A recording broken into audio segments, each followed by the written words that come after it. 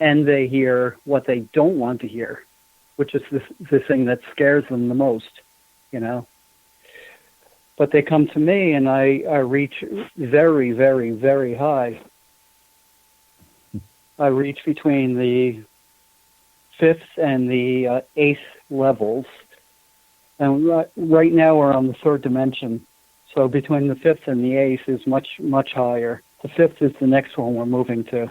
Interesting. Now, James is my co-host. Do you have a question or two to ask Kev? Yeah. I got to ask Kev, are you able to dial up, you talk to the dead, correct? I'm sorry, could you ask it again? Yeah, I mean, you talk to dead people, correct? Correct. Okay. Can you dial up whoever you choose or want to talk to that is passed? Usually, yes. But there are times when that person isn't available. For instance, someone might say, I'd like to speak to my father 20 years ago, you know. So I say, okay, one moment, I'll check, see if he's available. And I go in and I say, you know, I want to speak to so-and-so.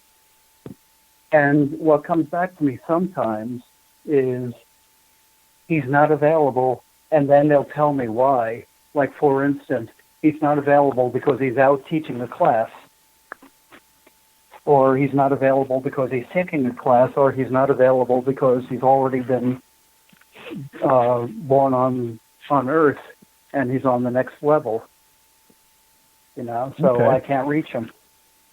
Now, but usually, I would say probably 95, 98% of the time, I can contact whoever they want. Have you ever contacted a spirit and they end up lying to you? Because obviously, you know, the theory is if you're bad on this side, you're probably bad on the other side. Have you ever contacted a spirit and they lied to you, or maybe been kind of, you know, not very good? No. And I think that is because I strive very much in my life to go only to the highest level.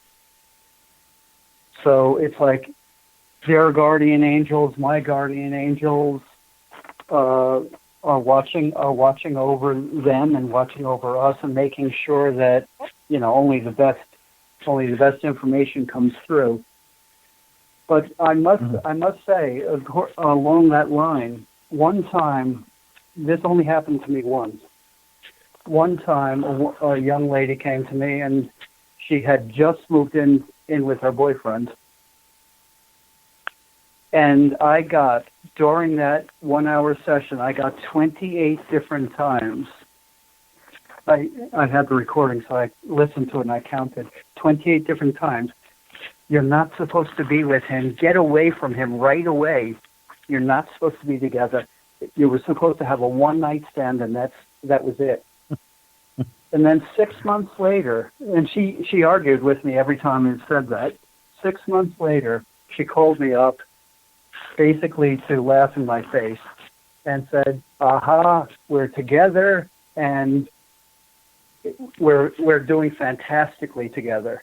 This relationship is so strong." And I said to her, "Well, that's great. That's fantastic. Thank you for telling me. Goodbye." And then I asked my guides, I said, "What's going on? Why did you tell me that?" And they said, "She's a contrarian. If you had told her to stay with this guy, she would have found a reason to break up with him. But because you told her that, she worked really, really hard at making it a good relationship." That was the only time they ever lied to me. Can you talk to other people's spirit guides? Yes. Okay. Yes. Very often it's their spirit guides that are giving me the answers. Right. Now, let me ask you this. Have you ever had you ever got an attachment or had maybe a spirit that wasn't very good follow you home? No, because I know how to protect myself and how to clean myself afterwards. and I don't read in my home. So, and I constantly clean my space. Mm-hmm. So I can say with pleasure and pride that has not happened. Okay. So, what's your best advice for somebody? You know, if they've got psychic or they think they have psychic abilities, what should they do about it? If they want to, you know, should they, you know, what's, you know, just some basic advice for them. The most basic device is using white light, surrounding yourself with white light, because that is a permeable barrier in that good can come in and go out, but negativity is like, picture it that the molecules of negativity are too big to go through the wall, you know. Mm-hmm. And also, and then after you do the reading, clean yourself. It's actually very easy to clean yourself. The way I do it, I just imagine I'm standing in a fire, green flame, and I stretch out my arms, and I am totally covered by green flame, and it just keeps on building the flame until everything's clean, and then the flame dies by itself. Okay. Have you ever been to a place that there's been so many spirits there, maybe because something happened, and you've been overwhelmed by them, or maybe rushed from them? No. Okay. There's one thing I've known many psychics in my life, obviously. You know, most of my friends are psychics and everything. So I know that people have been afraid in their lives when these gifts come on, or perhaps things happen to them and they get afraid, you know. I have never been frightened by my gifts. I never expected anything, so I never had an idea about whether it was normal or abnormal and fearful or something, you know. Now, have you ever helped any teams investigate any places? Investigating what way? You know, because, well, a lot of teams, when they investigate, they'll take a psychic medium with them to maybe help with the investigation. Have you ever done anything like that? Oh, you mean like a police case or something like that? No, I haven't. Yeah, I haven't. One time, years ago, while I was living in Washington, D.C., I don't know if they still have it because I don't drink milk, but they used to have pictures of missing children on the milk cartons. Well, I would get up in the morning and I would look, be pouring milk into my coffee, and I would see what had happened to the child. So after this happened for several days in a row, I said, okay, guys, cut it out. Don't show me that unless I ask. Well, couldn't you, in theory, couldn't you ask somebody had passed on, that was an unsolved case, couldn't you ask them or somebody they know, how can we help solve this case? Who did it? I guess so. I've never tried, but yeah, I guess so. Yeah. I one time was working with a woman that she was retired. She was in her 80s. She had been a philosophy professor all her life in a college, and the man that taught her was famous during the 50s or so, or 60s, whatever, I don't know. And wrote books about philosophy and everything. So she was asking me philosophical questions. I don't know anything about philosophy.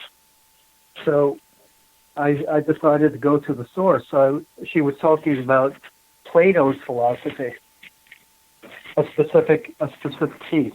So I went back and asked Plato about it. And he told me that the piece that she was asking about never seemed right because he died before he finished it. And when I told her, she said, "Oh, that makes so much sense," because it never seemed complete. Now, hey, Jim, I have to jump in here. Kev, our time is almost up. We got like 2 minutes now. Do you have a website where people can contact you for a reading, and how can they contact you? Yes, it is Rev, R-E-V, Kev, K-E-V-O, as in O'Kane, RevKevO.com. Okay, and again, you can say it a second time where people can write it down. It is RevKevO.com. Very easy to find. And, well, you know, I want to thank you for coming on. I'm sorry our time got cut, but our first guest... That's understandable. I was listening to him also, to Jim, and he was a good guest. Oh, yeah. I mean, he answered a lot of questions to a lot of the listeners who's been wanting to know what happened back in the 80s up in the UK by that RAF base. Yeah. Well, hey, Kev, you know, I'm glad we got you on, and, you know, you have a great week, and you have a great Christmas that's coming up. Oh, thank you. You too. Bless you. Okay, my friend. You take care. You too. Bye-bye. Well, James, you know what? It's break time. Yeah, well, we're about 2 minutes away from it. You know, I'm kind of wondering if you're going to drop. If you drop out, call back. But what we'll do after the break? You know what? What? Maybe I should hang up at the break and call back at the break. That might be a good idea. You know that. You know what, James? You should maybe during the break, right? Hang up and call back. I think I will, because if not, at a quarter till, I'm going to get cut off. I know. Isn't it strange? It happens every night for the last 3 weeks. I don't know. Maybe the CIA or the DOD is, watching you for what you say on the internet. I mean, come on. You're a major player on Facebook. Or maybe it's the SKYPE. Well, it might be the DID. I don't know. I don't know either. Anyway, we're going to be back in 3.5 minutes. For the last half an hour, we're going to kind of, wrap up the whole show and talk about, our last guest or the last guest before the last guest about what happened out in those woods and the reasons and all that stuff. So stay tuned. We're not over yet. You're listening to Night Dreams Talk Radio with Gary. Make sure you check out our website at www.nightdreamstalkradio.com and, check out the website. And you know what? If you want to donate $1 or $2, I'm not going to complain. Anything to help pay for the bandwidth. Being on all these radio stations don't pay us anything. What can I say? It's a hobby that it's like 80 hours a week long. Take care, and we'll be back.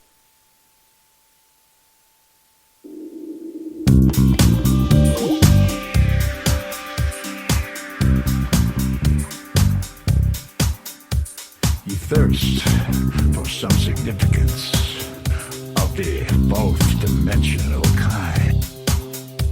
You enter a realm of spirit, of sight and sound and mind. Your radio is a cosmic doorway and your psyche begins to spark.